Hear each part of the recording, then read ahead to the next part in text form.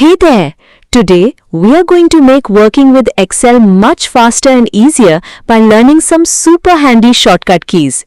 Instead of clicking through menus, these key combinations will let you do things in a flash.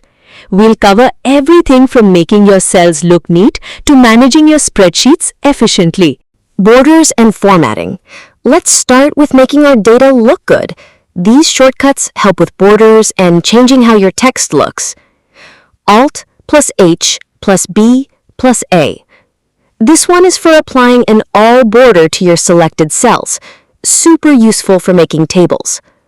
Alt plus H plus B plus T.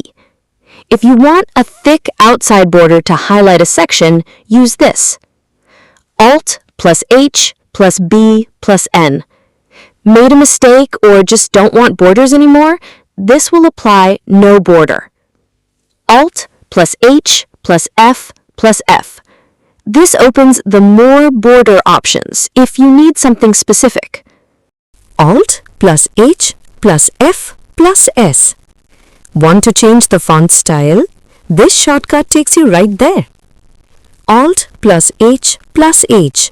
And this one quickly lets you adjust the font size. Alt plus H plus F plus C. To change the font color, use this key combination.